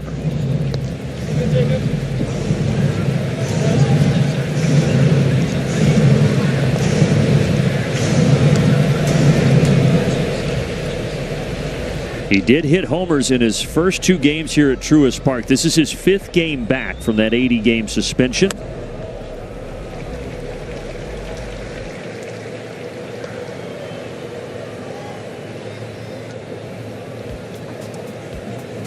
That's kind of what's been missing with the Braves this year. If you dive deep into the numbers, right, the slugging percentage, you were talking about that.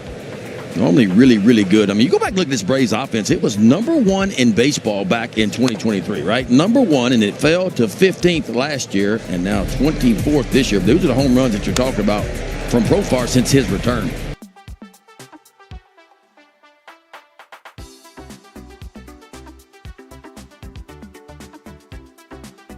.24 homers, 85 driven in. Yeah, 2 years ago for the Braves, they were breaking a record toward the end of the year, seemingly every day offensively, and since then they just haven't been able to duplicate that success. I mean, that 23 Braves team hit 307 home runs that year, averaged 5.8 runs per game. Wow. Called strike. That one is painted on the inside corner by Cano. Well, can you throw one any better than this? I don't think so. A little front door, 2-seam fastball, kind of starts in off the edge, and it just kind of leaks back and barely catches the inside part of the plate. Can't throw one any better than that right there. Profar was hopeful it would be ruled a ball, but ultimately no argument. And 2 down now, and Matt Olson is coming to the plate. Urias, quick conversation with Cano.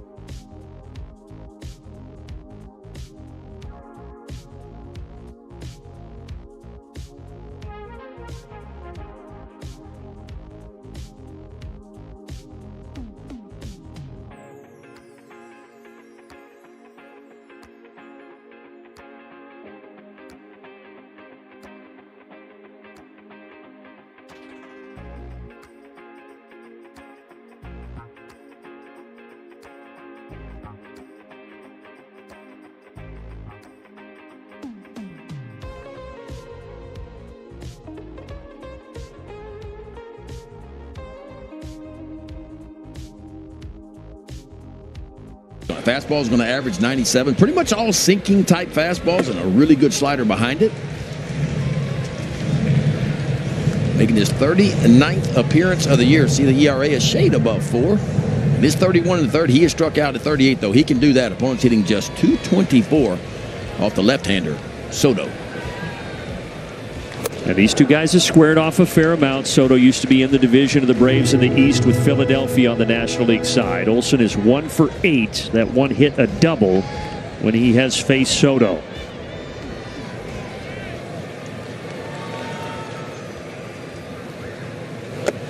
Falls behind 3-0. If it gets beyond Matt Olson, Austin Riley is waiting on deck.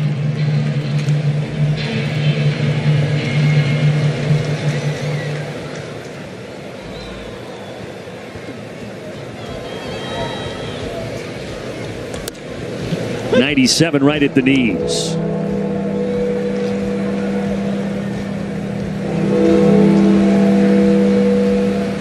First full year with the Orioles for Soto. Came over last year at the deadline from the Phillies. 3-1 pitch. 3-2. 97 again. Just kind of show you what kind of arm Soto has, right? Everybody in the ballpark knew fastball was coming 3-1 count, including Matt Olson, but he just takes 97, just kind of rides a little bit up and in.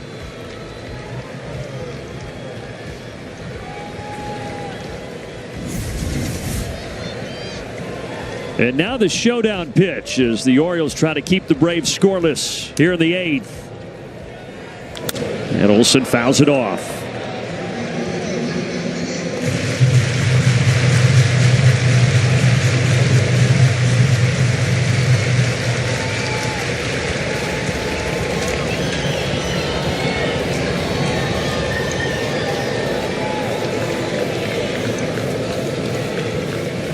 Another 3-2, and he got him. 98 up top.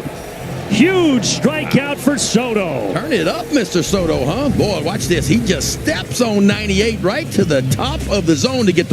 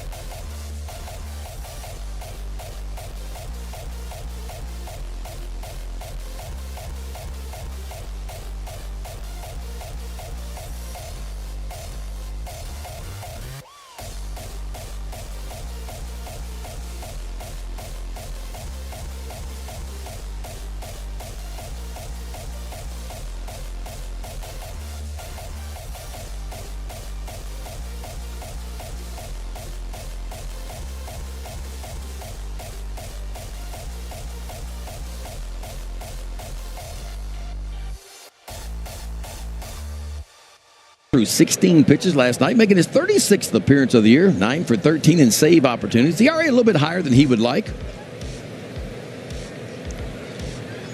Yeah, he got touched up early in the year, really struggled, but he has righted the ship. He's logged 10 consecutive scoreless outings since June 9th, has Raisel Iglesias. Yeah, 4-pitch mix for him. Changeup's the most used pitch. He'll use it about 32% of the time. Then the 4-seamer, 2-seamer behind that, and an occasional slider.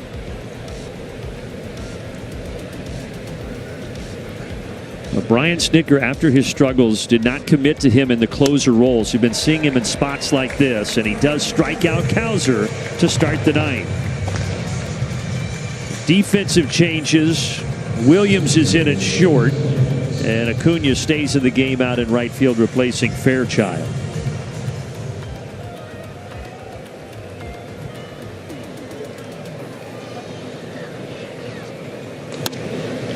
Painting the inside corner there to Mullins.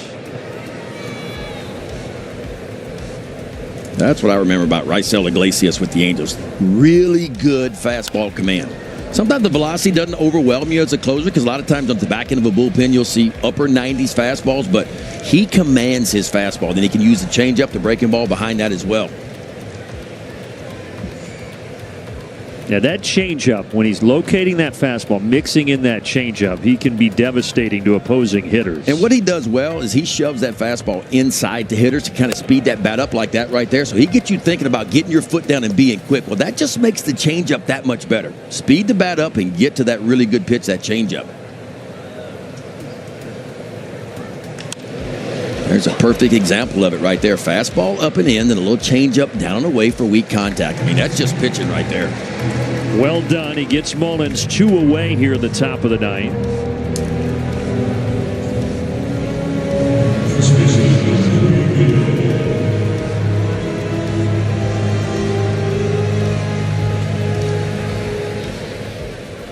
So the Orioles trying to sweep the Braves here. They were earlier in the season and made 18 games under 500.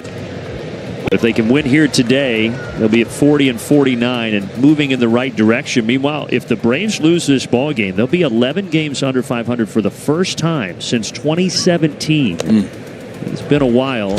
Certainly not the season that either team expected, but the Braves, they've seen so many of these games 1-0, 2-0, 2-1 go against them, and they're kind of in that same spot here today. Yeah, the last I looked, nobody had more one-run losses than what the Braves have, you know, and that speaks to not scoring enough runs. Obviously, the bullpen's been solid. It's a top 10 bullpen for the Braves, but just scoring has been an issue for the Braves.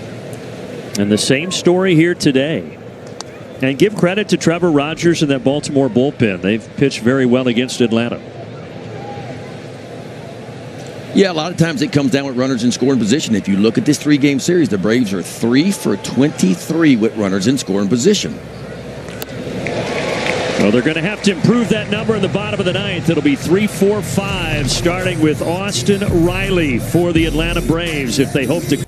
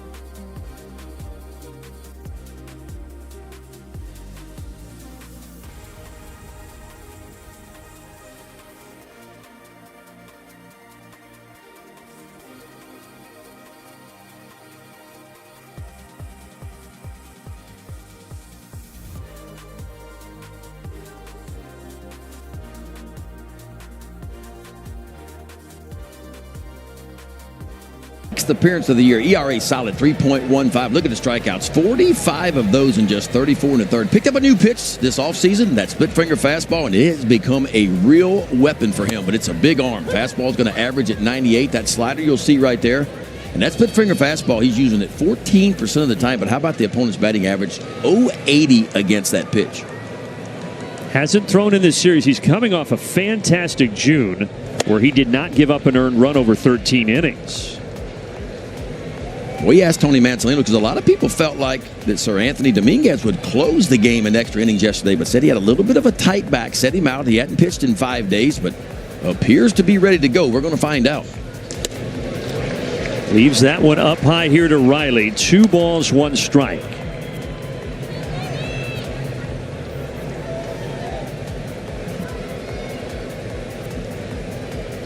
Austin Riley a walk in 3 trips today. He tried to stop, but he could not. Swords up, huh? 99 just off the outside edge.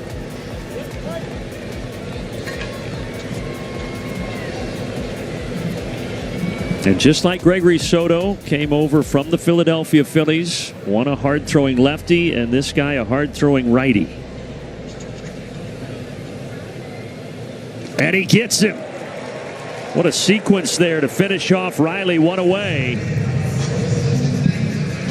And that might have been a split finger fastball. That ball went down, but a little bit right to left. Yep, there's a look at it. Split finger fastball and a really good one. And again, that's the new pitch, and it's been a difference maker for Sir Anthony Dominguez, man. Because look, you got to get your foot down on 98 and try to catch up with 98, 99. He takes a little bit off. It is a tough combination to navigate. There's a usage on that split finger fastball this year. Look at the opponent's batting average, 0.80. I would say it's a good thing he's added that pitch, right? The hitters don't think so. Look, when it's an upper 90s heater like that, man, and you got to navigate between the two, it's almost like you got to pick one or the other. I don't know how you cover both of them. My 0-2. 0 for 3 for Murphy against Dominguez with a couple of strikeouts, and he's on the doorstep of another K here.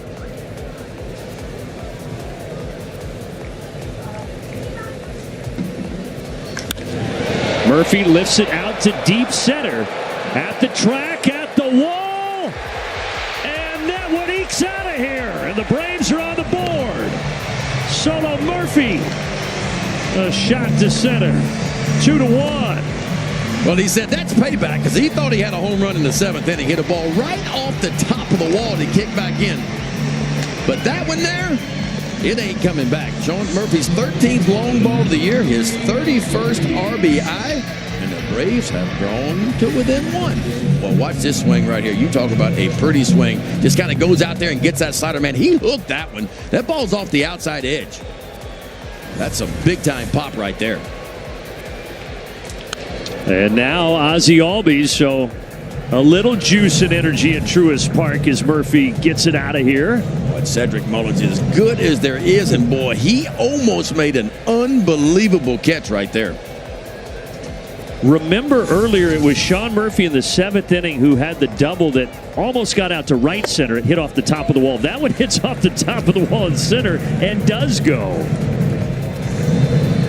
Sean Murphy, a 2 for 4 day.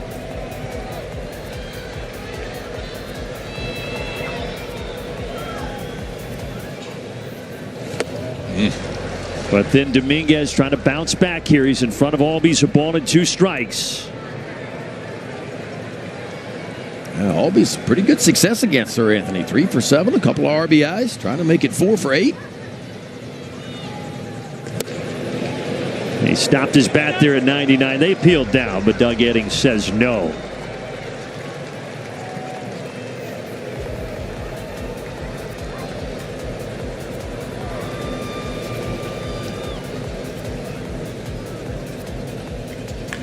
Albies down the right field line. And Atlanta trying to stack a rally together here in the 9th. Yeah, Albies got down 2 strikes pretty.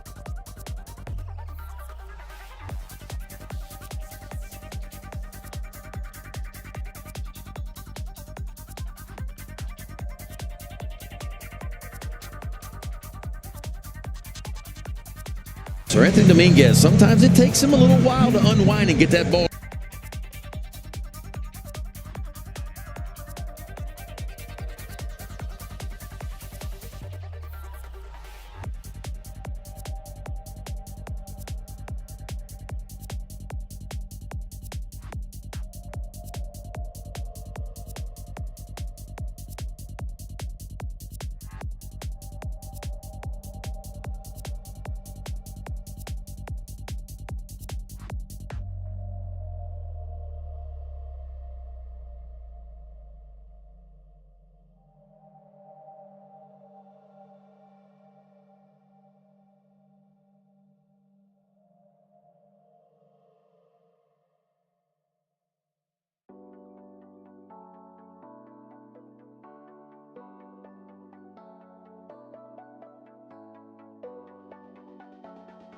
Up hacking.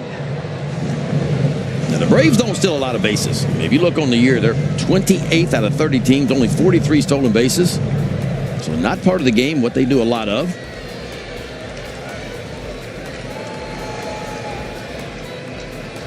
They'll all be staying put, and now at 0-2 count. Another foul ball at 99 there from Dominguez. And Dominguez back on top again. The question is, can he finish?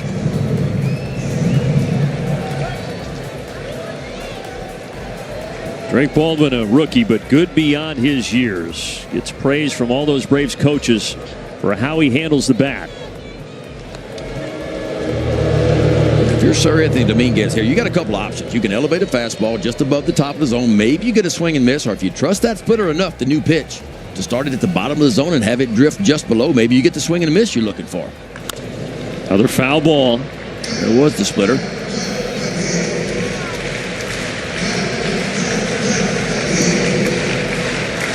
Yeah, I like Drake Baldwin, man. Again, I've only seen him for 3 games, but I tell you what, he's impressive for a rookie at the plate. And never seems rattled up there. Yeah, it's like he's got a slow heartbeat, man. Takes that pitch.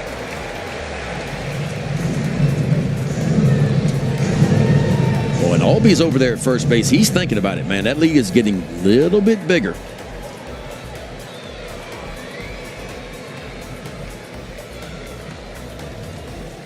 Dominguez deals a 1-2. Ground ball, another foul. How about this at bat, huh? Baldwin hanging in there, man. He slowed that bat down twice as Dominguez. Couple of splitters at the bottom of the zone. Like, I like the elevated fastball. Maybe not for a strike, just above the top of the zone. He got him. 100 that time. Triple digits. Come on now. Reach back and give me a little extra, Sir Anthony. How about dial one up? That's that sinking fastball, but at 100 miles an hour. Are you kidding me? And the fist pump by Jacob Stallings, the catcher for the Orioles, behind home plate. Big time pitch and a big time moment for Dominguez. Oh, was it ever. And now 2 down. Braves down to their final out. And Michael Harris at the plate. And he goes chasing. Stallings able to keep Ozzie Albies at first base.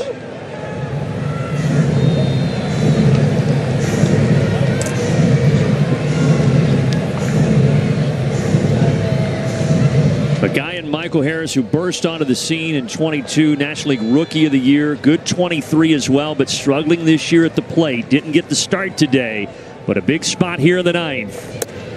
And he takes it outside.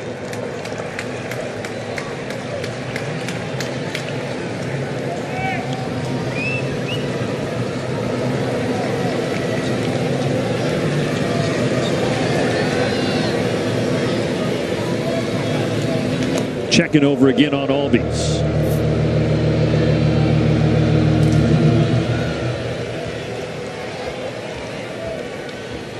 Dominguez trying to put the finishing touches on a Baltimore sweep and give Atlanta their 9th loss in 11 games. Ozzie goes, grounder to second. This should do it.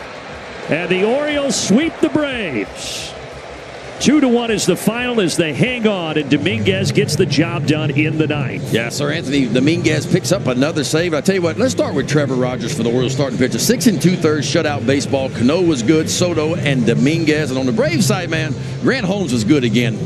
11 straight starts for him, 3 earned runs left. The difference in this ball game, hitting with runners in score position. It was Jackson Holliday, the youngster for the Orioles, had a tremendous day at the top of the lineup, 4 for 4, including that 2-run home run, and it was the difference in the ball game in a well-pitched game.